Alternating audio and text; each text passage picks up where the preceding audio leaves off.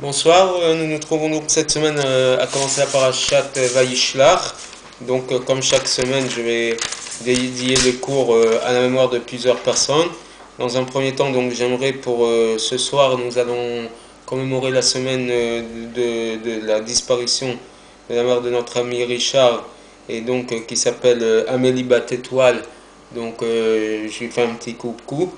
Bien évidemment, j'ai le mois de la sœur d'une amie Corinne, Yaakov Ben Kochava, donc c'est cette semaine les Shoshim, qu'Akadosh Baruch Hu lui accorde l'Aliyat Neshama. Le père d'un ami, Shimon Aaron Ben Alexandre, donc ça sera demain soir les Shloshim, donc pour lui aussi, qu'Akadosh Baruch Hu accorde beaucoup de consolation pour sa mémoire. Les Ilouin Nishmat, Richard David Ben Mordechai. Donc c'est aussi demain soir et mardi, le jour du mois. Et les Ilouin Nishmat, quelques personnes qui nous ont quittés cette semaine, qui sont Meir Ben Rachel, Yaakov Ben Yehuda. Je souhaite beaucoup de courage à son fils et sa fille. Bon, c'est un moment difficile à passer. Claude Garchon, qui nous a quittés en début de semaine dernière. Et également à la mémoire d'Eliane Bat-Eugénie. Quant au refouot, la guérison, je la souhaite dans un premier temps pour mon père, David Ben Rachel, qui est particulièrement fatigué ces derniers jours. Pour la refouot aussi de son frère, Yehuda Ben Rachel, et la femme d'un membre de la communauté, Chaya Bad Rachel, que Kadosh Baruch Hu leur accorde à tous une refouot Shema, une complète guérison. Donc cette semaine, comme je l'ai dit, nous commençons la paracha de Vayishlach.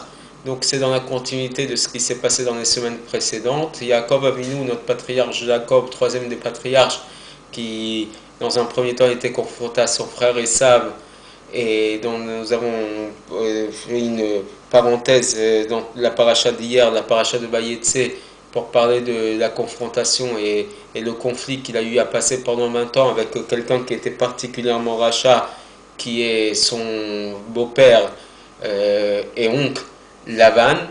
Et là, nous revenons dans la paracha de Vayishlach, à ses retrouvailles avec Esav. Donc pendant 20 ans, 34 ans en fait, puisque pendant 14 ans il a étudié à la yeshiva pour se préparer à affronter, à être confronté à son beau-père Lavan, et 20 ans qu'il a travaillé chez Lavan, et au bout de ces 34 ans donc d'absence, il se prépare à ses retrouvailles avec Esav.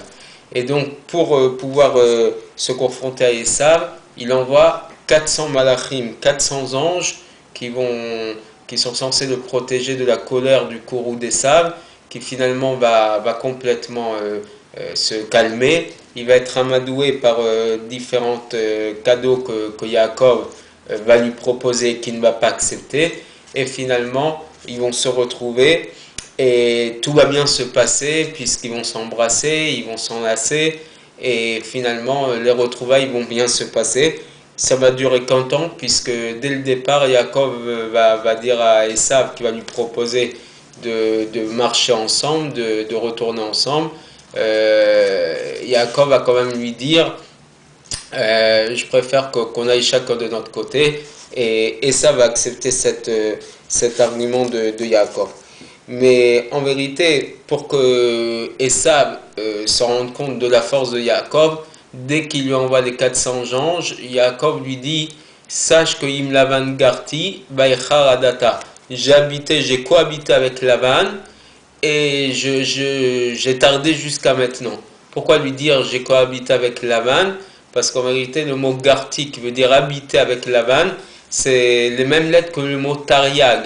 613 et 613 mitzvot j'ai gardé, j'ai observé malgré que j'étais avec Lavan, et donc finalement toi tu ne peux rien contre moi, parce que même si tu penses que je suis affaibli par ma cohabitation pendant 20 ans chez Lavan, mais sache que j'ai gardé toute ma tzidkout, je suis resté aussi tzaddik que quand je suis parti, et donc tu n'as aucun moyen de pression contre moi. Et à ce moment-là, on va avoir un dialogue assez surnaturel qui va se passer entre Yaakov et Esav. C'est qu'au moment où ils vont se retrouver, que Esav va demander à Yaakov comment vont les affaires, comment va ta réussite sociale, ta famille. Il va lui montrer tous ses enfants, ses 11 premiers enfants. Et Yaakov va lui dire d'abord Esav va lui dire, pour ne pas avoir accepté les cadeaux que Yaakov va lui proposer, il va lui dire Yesh li rav, j'ai beaucoup de choses, donc je suis assez riche pour ne pas avoir besoin que tu m'amadoues avec ces cadeaux. Et Yaakov, lui, va lui dire toi, tu as beaucoup peut-être, mais moi, Yesh li kol, j'ai tout. Donc, moi-même, qui suis censé, de par notre accord à la naissance, ne devoir profiter que du Olam Haba, que du monde futur, Yesh li kol, j'ai tout ce qu'il me faut matériellement, puisque même matériellement, Akadosh Baruch Hu m'a accordé la bracha matérielle, de manière à pouvoir, grâce à tous ces moyens financiers, comme j'ai rapporté aussi dans l'histoire de la semaine dernière, grâce à tous ces moyens, toute cette richesse que j'ai, je peux me consacrer complètement à l'étude de la Torah. Mais en vérité, le sabbat de Noverdoc nous rapporte que chez Yaakov Inu, le fait qu'ils disent Im Lavan Garti, Vetariag Mitzvot Shamarti, donc j'habite avec Lavan et j'ai observé les 613 lois et je n'ai pas été influencé et je n'ai pas eu à apprendre de ces mauvaises actions, il est en train de lui dire que malgré que Lavan est un homme à ce point mauvais, qu'il aurait pu a priori influencer Yaakov en mal de par sa ruse, de par ses mauvaises influences, malgré ce comportement et le fait que les autres habitants de Haran n'étaient pas aussi selon l'esprit de Yaakov, puisqu'eux-mêmes étaient de mauvaises personnes, malgré tout, ces choses ne lui ont fait aucune impression, n'ont pu tracer aucune influence mauvaise contre Yaakov, et il a gardé la manière de se comporter de Lavan et de son entourage n'ont eu aucune mauvaise influence sur Yaakov. Et on peut voir ça, la force de ces hommes de Torah, on peut le voir aussi à travers une histoire qui est rapportée dans un livre concernant un rav qui habitait dans la ville d'Hambourg, qui, quand il est arrivé à Hambourg, il était particulièrement jeune, et donc dans une grande ville, pour un jeune rabbin, devoir être nommé dans une grande ville, ça peut être rempli de pression. Et en vérité, dès le premier jour où il est arrivé dans cette ville, il y a une femme qui est venue le voir et elle lui a dit j'aimerais me proposer et obliger un des hommes les plus riches d'Hambourg à venir en Din Torah. J'explique ce que c'est qu'un Din Torah. C'est lorsqu'il y a un conflit d'ordre religieux entre deux personnes. Les deux personnes, avant d'aller devant les tribunaux Goy, sont censées trouver un accord amiable chez le Rav de la ville. Et donc, ce qu'on appelle donc un Din Torah, où les deux parties viennent argumenter devant le Rav, et c'est le Rav qui par sa décision, essaye de trancher en faveur d'une ou l'autre de ces personnes. Et donc cette femme dit au Rav qu'elle a un Din Torah contre ce riche-là, et donc elle argumente pour que le Rav le convoque immédiatement au Din Torah. Le Rav, dans un premier temps, lui demande s'il peut repousser le Din Torah au lendemain, parce qu'il vient juste d'arriver en ville et qu'il est fatigué du voyage. Et la femme, de par ses arguments, lui montre l'urgence de ce Din Torah immédiatement. Donc dès cet instant-là, le Rav a appelé le Shamash, donc son gardien, et lui a demandé d'aller immédiatement convoquer le riche en Din Torah. Le Shamash qui connaissait l'influence et la valeur de ce riche a eu une grande peur d'aller le déranger dès ce jour, et particulièrement pour être convoqué en Din Torah par une femme. Ce n'est pas du kavod, du respect, de l'honneur de ce riche d'aller en Din Torah contre une femme. Mais malgré tout, puisque le Rav lui ordonne d'y aller, il est parti avec les jambes tremblotantes de devoir aller convoquer ce riche ce jour même. Et quand il arrive chez le riche, il ose même pas rentrer, il attend de voir si le riche, effectivement, le riche va sortir de sa maison. Et dès qu'il sort, le shamash lui dit que le rab le convoque en din Torah parce que cette femme lui demande. L'homme, et bien évidemment le riche, est rentré dans une grande colère et il a dit, vous direz au rab de ma part que je viendrai lorsque j'aurai du temps. Aujourd'hui j'ai beaucoup d'occupations, je n'irai pas aujourd'hui. Lorsque le shamash retourne chez le rab, la femme, il demande à la femme, est-ce que tu es prête à attendre demain ou d'autres quand le riche sera libre? Et la femme lui dit, non, je lui impose immédiatement le din Torah. Le rab renvoie une autre fois le serviteur, qui le serviteur a du mal à parler au riche, mais il est quand même, il sort la parole du rab vers le riche, et à ce moment-là, le riche s'énerve encore plus fortement, et il dit au shamash avec chutzpah, avec insolence, va dire au rab que moi je suis le gvir, l'homme le plus riche d'Hambourg, et lui il n'est qu'un invité, il est encore qu'un invité dans cette ville. Il ne connaît peut-être pas la mentalité des gens de l'endroit, mais je n'ai qu'une parole. Au moment où j'aurai du temps, j'irai au din Torah, donc qu'il me laisse tranquille. Le shamash va vers le rab, et là le rab lui dit, il s'est levé, il a dit au shamash, va lui dire tout de suite que c'est vrai que lui c'est le riche d'Hambourg, mais moi qui ne suis arrivé qu'aujourd'hui, il doit m'obéir immédiatement.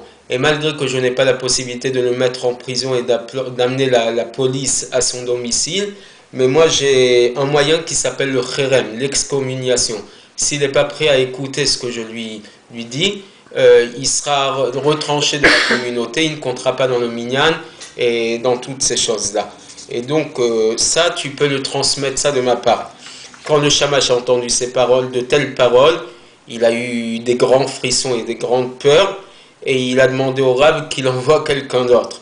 Le rab l'a quand même obligé à aller lui-même et le plus rapidement possible.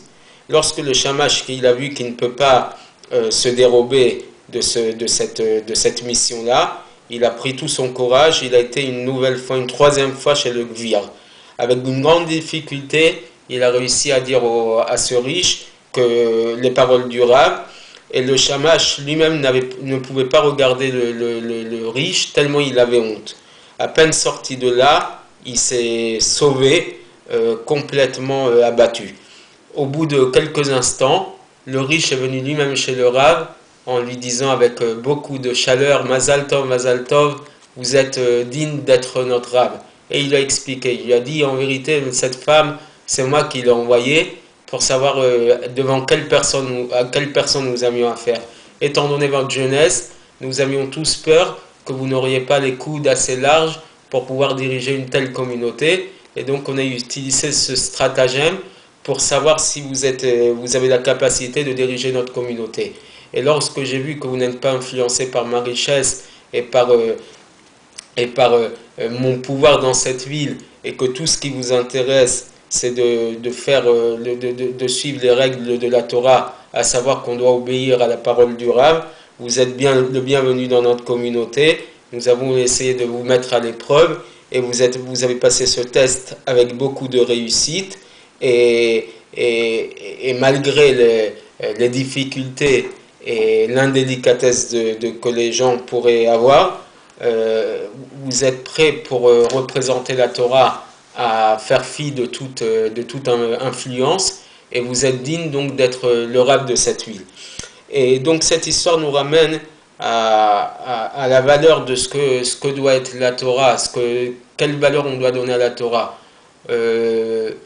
Yaakov Avinu, en disant j'habite avec Lavan et j'ai observé les 613 mitzvot, il est en train de nous montrer que finalement le kavod, le respect qu'on doit donner à la Torah, il est tellement au-dessus de tout autre calcul que finalement un rab qui représente une communauté et les juifs qui représentent la Torah ne doivent avoir aucune honte aucune frayeur et aucune honte de ceux qui peuvent vouloir perturber ça. Et finalement c'est la première halakha, la première loi du Shulchan Aruch, de ne pas avoir honte de ceux qui se moquent Et plus que se moquer de ceux qui veulent, par de l'agressivité, empêcher d'observer les règles de la Torah, ça, Yaakov nous l'a appris.